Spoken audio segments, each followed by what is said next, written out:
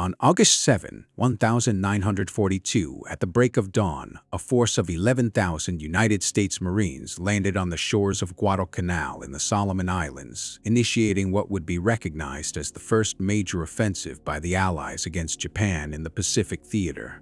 This operation, later known as Operation Watchtower, marked a pivotal shift in the course of the war. While the campaign is often remembered for its intense naval engagements and dense jungle combat, an unconventional form of defense emerged. One that relied not on conventional weaponry, but on the inherent traits of human speech. The threat facing American forces was immediate and complex. In the shadowed, thickly vegetated jungle, visibility was extremely limited. Japanese soldiers, some disguised in captured American uniforms and proficient in English, could move through the perimeter unnoticed. Determining who was friend or foe at night was a matter of life and death.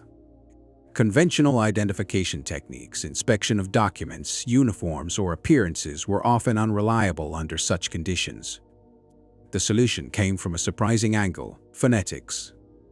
James W. Herbert, a master technical sergeant and combat correspondent for the United States Marine Corps Reserve, arrived with the initial assault on August 7. In an interview conducted on March 10, 1943, preserved in naval archives, Herbert described a linguistic method that became a standard security procedure during the campaign. He explained that one letter, in particular, proved invaluable: the letter L. The Japanese language lacks this sound, making it difficult for native speakers to pronounce accurately.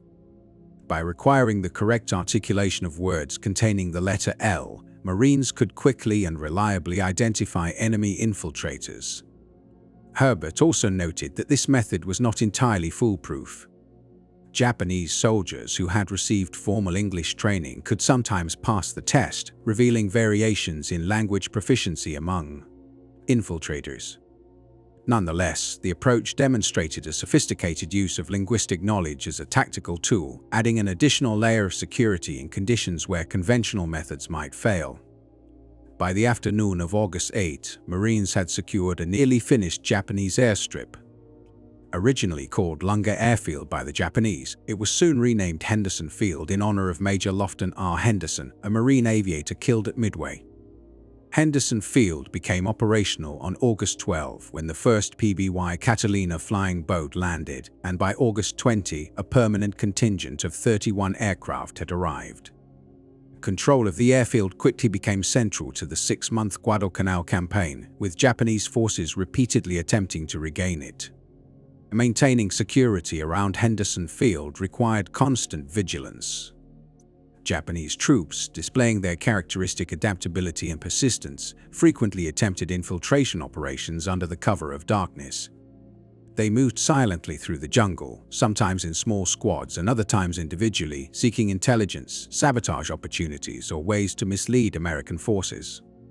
Checkpoints around the perimeter had to rely on rapid, decisive judgment to distinguish between friendly Marines and enemy infiltrators. Traditional verification methods proved insufficient. Documents could be faked or captured, uniforms stolen, and physical recognition nearly impossible at night. Even spoken English could be misleading, as the infiltrators' language skills varied. The Marines needed an identification method that was inherently resistant to deception, something that would expose an infiltrator without relying on conscious behavior. This need led to the deliberate exploitation of linguistic limitations. By focusing on sounds that were challenging for native Japanese speakers, such as the pronunciation of the letter L, the Marines gained a reliable tool for maintaining security in one of the most perilous environments of the Pacific War. This phonetic checkpoint system became a crucial element of perimeter defense, demonstrating how understanding human language could serve as an effective weapon in combat. To understand the remarkable effectiveness of this method, it is essential to examine the core distinctions between Japanese and English phonetic systems. Japanese features a single liquid consonant, denoted as R in the standard Hepburn romanization, yet its pronunciation is markedly different from either the English R or L. Linguists classify this sound as an alveolar tap, represented in the International Phonetic Alphabet as TD. Japanese speakers articulated by swiftly tapping the tip of the tongue against the alveolar ridge, the small area just behind the upper front teeth. In contrast, English distinguishes between two separate liquid consonants. The L sound is a lateral approximant produced by pressing the tongue tip against the alveolar ridge while letting air flow along the sides of the tongue. The American English R, however, is realized as a post-alveolar approximant. The tongue is retracted, and it does not touch the roof of the mouth. These two English liquids occupy clearly different positions in the auditory space and are easily identified by native English speakers. However, for native Japanese listeners, both sounds fall under the same perceptual category. This difference is not due to any physical limitation or impaired hearing. Japanese speakers are fully capable of producing both the English R and L, and they can detect the acoustic distinctions when the sounds are presented individually. The challenge is purely perceptual and categorical. The Japanese language channels both English sounds through a single phonetic category established in early childhood, during critical stages of language acquisition. Consequently, when Japanese speakers encounter English R and L in normal speech, their brains instinctively classify both as instances of the native liquid consonant. Empirical research dating back to and following World War II confirms this phenomenon. Studies conducted by Guto 1971, Miwaki and colleagues 1975, and Takagi and Mann 1995 all demonstrated that Japanese speakers experienced persistent difficulty in distinguishing R from L even after prolonged exposure to English. Notably, Takagi and Mann found that Japanese individuals who had resided in the United States for over a decade still struggled more than native English speakers to accurately perceive these sounds. The 1975 Miwaki study revealed an especially relevant insight for wartime applications. When recordings of R and L were acoustically altered to diminish their speech-like qualities, Japanese participants performed as well as native English speakers in identifying the differences. This indicated that the difficulty lay not in hearing the sounds themselves, but in the brain's linguistic processing of them. For military intelligence and security, this had significant implications. Japanese soldiers attempting covert operations faced a nearly insurmountable linguistic obstacle. Even those fluent in English who could converse, understand grammar, and recall vocabulary would inadvertently reveal themselves when pronouncing words containing the L sound. This mispronunciation was largely involuntary. Under conditions of stress, fatigue, or urgency, the brain reverted to automatic patterns shaped by native language acquisition. The strategy's success rested on a key feature of human language learning. Early childhood exposure forms stable phonetic categories in the brain, which are resistant to modification, even with extensive adult training. US Marines applied this knowledge by designing challenge words that contained multiple L sounds. According to Hurlburt's testimony and surviving documentation, these words were deliberately chosen because Japanese speakers consistently mispronounced them. When a sentry issued a password containing L sounds, a native English speaker would articulate it flawlessly, while a Japanese speaker, even one well-versed in English, would naturally replace the L with a sound closer to the native Japanese liquid, creating a noticeable error to the trained ear. One specific example has been recorded in historical accounts, though it comes from a single source. Journalist Oliver Garling of the Associated Press reported in 1942 that phrases used for verification included distinctive combinations of L sounds, ensuring that infiltrators could be detected immediately. On page 315, Garling notes that Japanese troops occasionally attempted to cross Allied checkpoints by disguising themselves as either American or Filipino soldiers. According to his account, sentries relied on a verbal password, sometimes phrased as Lollapalooza. The key tactical instruction was that only the first two syllables were essential if they sounded like roar. Instead of the intended pronunciation, the guard was authorized to open fire immediately without waiting for the remainder of the word. From a linguistic standpoint, the choice of Lollapalooza would have been highly effective. In American slang, the word implies something exceptional or remarkable, but more importantly, it contains multiple L sounds in succession, each at the start of a syllable. For a native Japanese speaker, producing these L sounds would pose a significant challenge, likely making accurate pronunciation almost impossible without extensive practice. Focusing on just the opening syllables not only simplified the sentry's task, but also reduced the time during which a guard could be exposed to potential enemy fire while performing the verification. It should be emphasized, however, that Garling's book remains the sole known source mentioning Lollapalooza specifically. His work, published in 1942, was contemporaneous with the events, and he was considered a reputable journalist with access to military information. Nonetheless, no other sources, whether official Marine Corps after-action reports, operational histories, or memoirs by participants, corroborate this particular password. For instance, Richard Tregaskis's Guadalcanal diary, 1943, which details his observations as a war correspondent on the island, makes no reference to it. Similarly, Robert Leckie's memoir Helmet for My Pillow and other first-person narratives from the campaign omit mention of this term. What can be confirmed from multiple accounts, however, is that passwords emphasizing L sounds were systematically employed, a practice supported by testimony from individuals like Hatebert. Thus, while the use of Lollapalooza is plausible and consistent with known tactics, it cannot be stated with absolute certainty. The campaign itself lasted approximately 6 months, beginning on August 7, 1942, and concluding on February 9, 1943, when Japanese forces executed a successful withdrawal of their remaining troops. During this period, U.S. Marines and subsequent Army reinforcements faced continuous attempts by Japanese forces to reclaim key positions, particularly around the airfield. Major engagements included the Battle of the Tenaru on August 21, the Battle of Edson's Ridge from September 12-14, and the Battle for Henderson Field from October 23-26. Between these pitched battles, maintaining perimeter security was a constant concern as Japanese infiltration efforts were frequent and well coordinated. Japanese infiltrators often operated alone or in small units, moving silently through terrain they had studied meticulously. They employed camouflage effectively, sometimes affixing jungle vegetation to their uniforms to blend with the environment.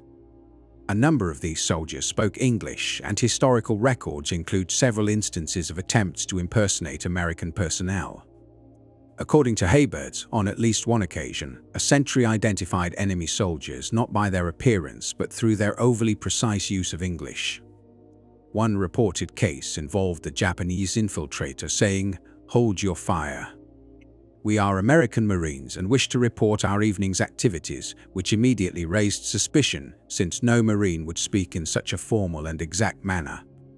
This example highlights why pronunciation-based passwords offered a practical, low-risk method for identifying potential infiltrators, independent of visual confirmation, credentials, or extended conversation.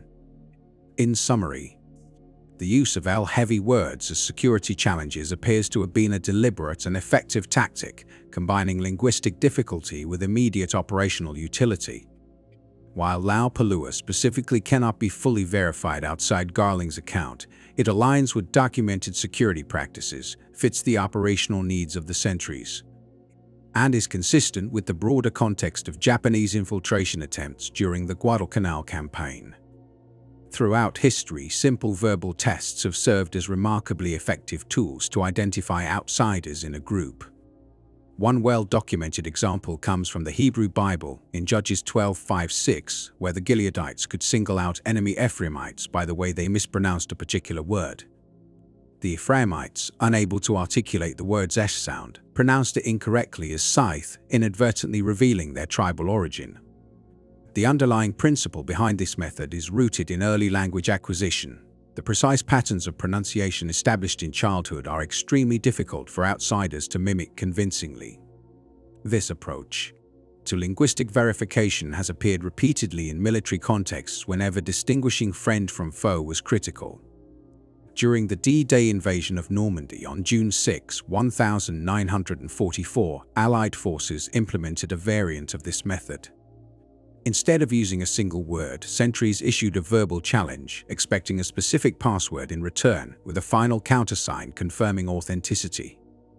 The chosen words, flash, thunder, and welcome, were deliberately selected because they included phonetic elements difficult for native German speakers. For instance, the voiceless thin thunder and the approximated welcome were sounds absent from standard German pronunciation. Similar phonetic vulnerabilities have been exploited in other conflicts. In English, Japanese speakers historically struggled with sounds that do not exist in their native phonology. These included the V sound, which is often substituted with a B, the various sounds, and the extensive system of English vowels compared to the 5 vowels in Japanese. Commanders familiar with these difficulties could craft challenge words that were almost impossible for enemy operatives to articulate correctly, with the liar distinction proving particularly reliable in multiple Pacific engagements. The Pacific Theater presented unique operational challenges that made verbal verification especially critical. Dense jungles, heavy rainfall, and low visibility during night operations often rendered visual identification impossible. Japanese tactical doctrine emphasized infiltration, night assaults, and surprise attacks, further complicating efforts to distinguish allies from enemies. Under these circumstances, challenge and password systems became an indispensable layer of security. At its core, this system was simple. A sentry would call out a single challenge word, expecting the correct password in reply.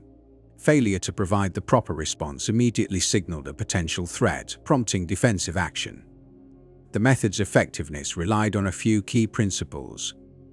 Passwords had to be regularly updated to prevent compromise, distributed to friendly forces without falling into enemy hands, and selected for phonetic difficulty to reduce the likelihood of forgery. One notable illustration of the interplay between language and military intelligence in the Pacific involves the Military Intelligence Service, MIS Language School. Founded on November 1, 1941, at the Presidio of San Francisco, it relocated to Camp Savage, Minnesota in mid-1942 following Executive Order 9066.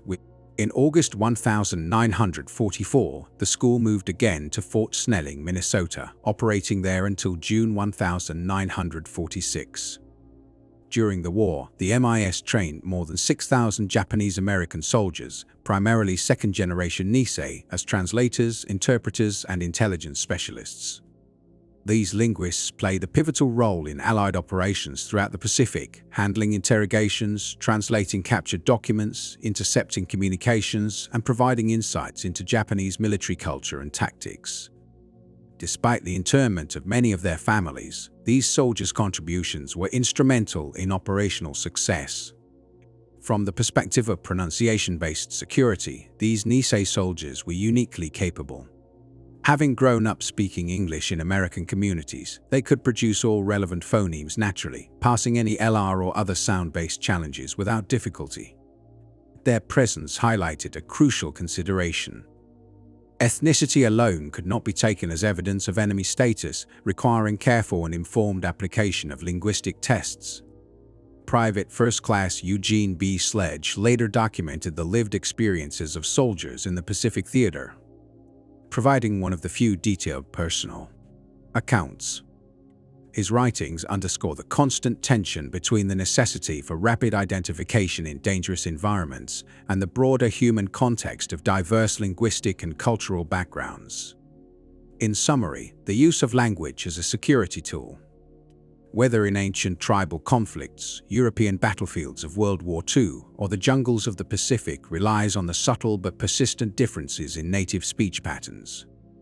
By exploiting sounds that outsiders could not reproduce naturally, military forces were able to create a dependable method of verification that was remarkably effective in high-risk, high-stakes situations. Sledge joined the United States Marine Corps and was assigned to K Company, 3rd Battalion, 5th Marines within the 1st Marine Division. During his service, he saw combat in the fierce engagements at Peleliu and Okinawa, experiencing some of the most brutal fighting of the Pacific Theater. His memoir, With the Old Breed at Peleliu and Okinawa, published in 1981, is widely regarded as one of the most vivid and authoritative first-person accounts of infantry combat in World War II. Although Sledge did not participate in the Guadalcanal campaign itself, He arrived on the island in 1944 for training after active operations had ended. His writings do not discuss pronunciation testing. Instead, they concentrate on the intense realities of frontline combat, the mental strain endured by soldiers, and the daily experiences of Marines in the Pacific. Interestingly, the scarcity of references to such testing in combat memoirs provides insight in its own right. If the procedure had been as extensive or elaborate as some later accounts claim, it likely would have appeared more frequently across the many first-hand narratives written by veterans.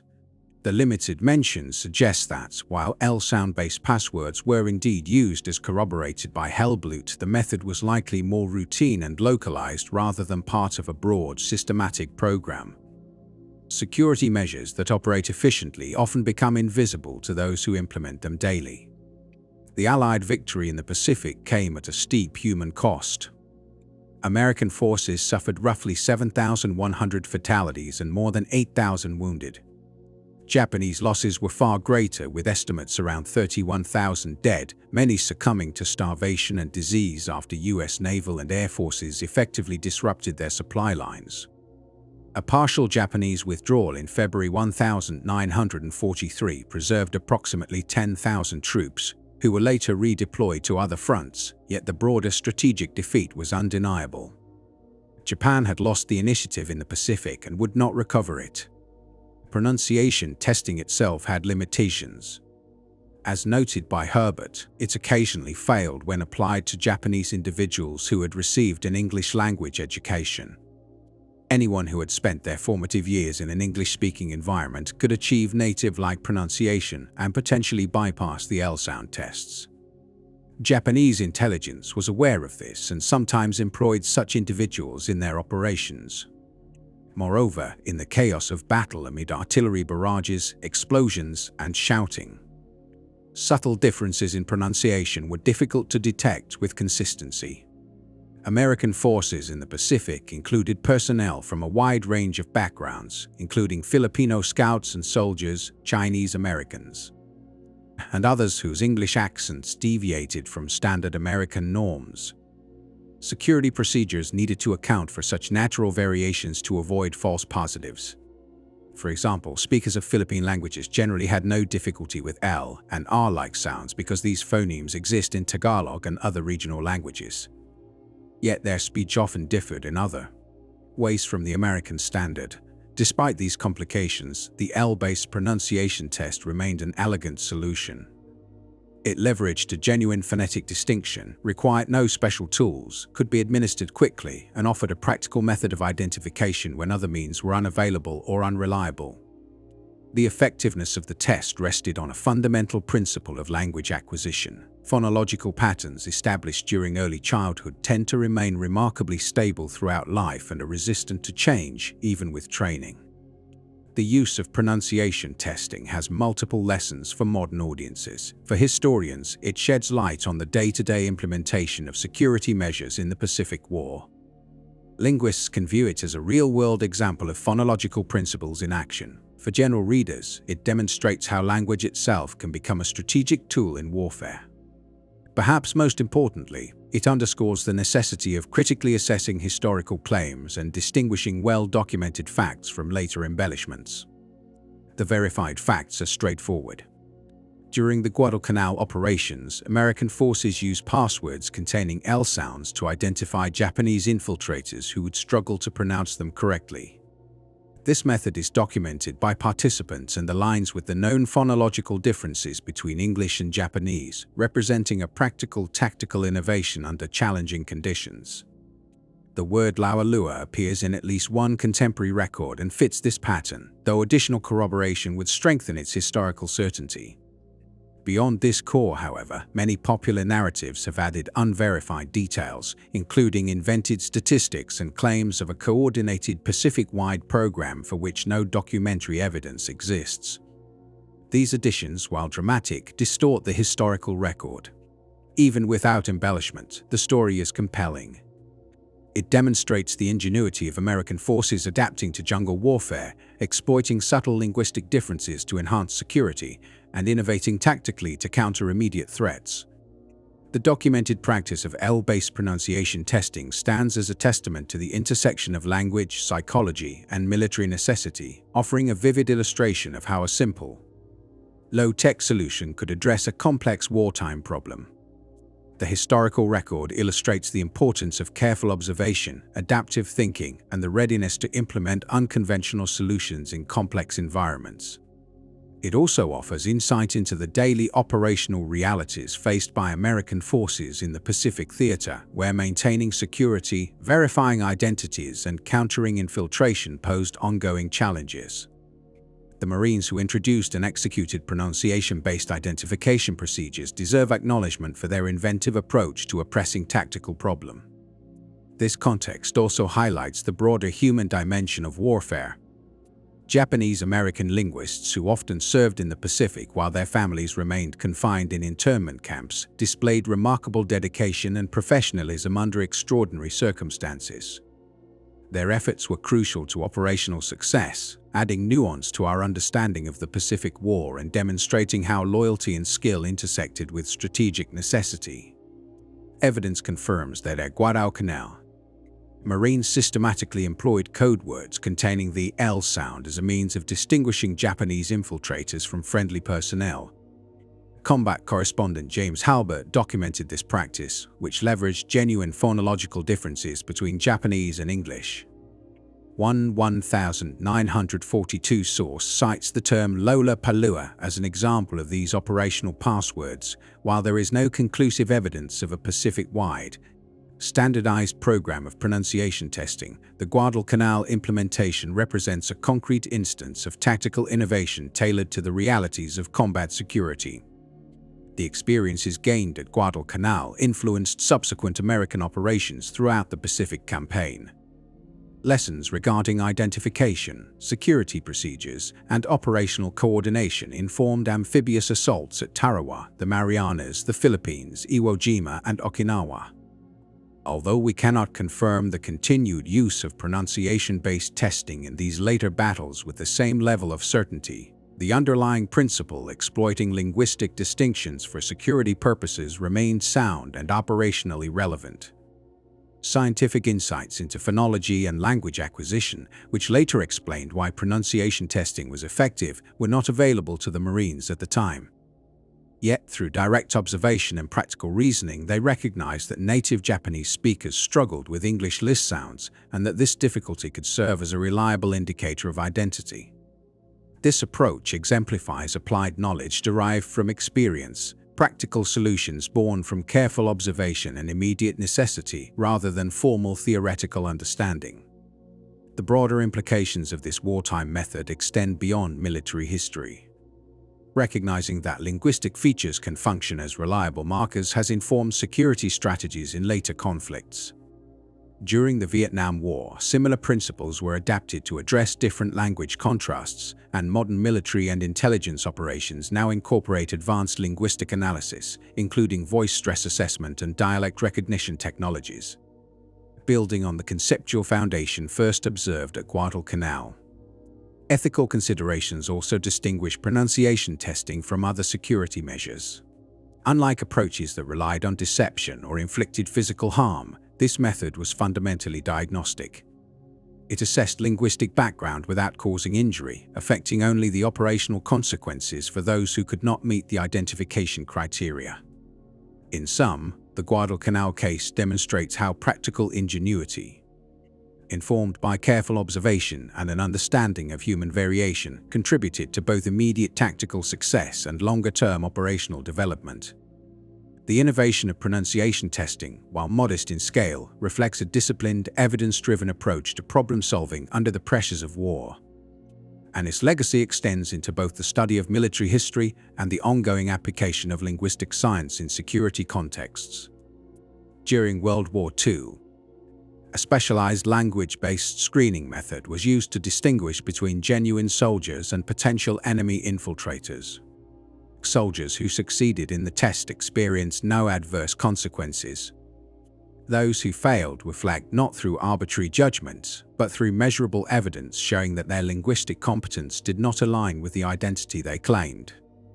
Unlike more aggressive or physically coercive security tactics, this phonetic assessment was non-violent and remained legally acceptable under international wartime regulations, including the Geneva Conventions. Beyond its immediate security function, the test offered insights into the connections between language, identity, and social classification. For instance, Japanese Americans serving in the Pacific Theater, particularly in units like the Military Intelligence Service, were generally able to pass the pronunciation assessments with ease. Their success stemmed from their linguistic experience and upbringing in the United States, rather than their ethnic background. This illustrates that the test measured language proficiency rather than race or ethnicity. Its effectiveness relied on the association between Japanese nationality and Japanese language exposure, rather than any assumptions about ethnicity, which made it a reliable tool for identifying enemy operatives. This distinction, although not explicitly discussed during the war, has important implications for how language can serve as an indicator of cultural and national identity in security contexts. The human dimension of campaigns like Guadalcanal goes far beyond mere strategy or intelligence measures. The soldiers involved, both American and Japanese, demonstrated resilience, resourcefulness, and courage under extraordinarily harsh conditions. The development and implementation of pronunciation-based identification reflects the ingenuity of American military planners, while the Japanese troops faced these measures with determination, often operating far from home under extremely strained logistical conditions. After the war, investigations into the phonetic foundations of these tests contributed significantly to linguistic and cognitive science. Researchers who had previously served in military intelligence studied the mechanisms underlying second language pronunciation. Studies, including work by linguists such as Patricia Kuhl, confirmed that infants are initially capable of discerning the full range of human speech sounds. However, within the first year, the brain begins to specialize in the sound patterns of the native language, creating persistent perceptual biases.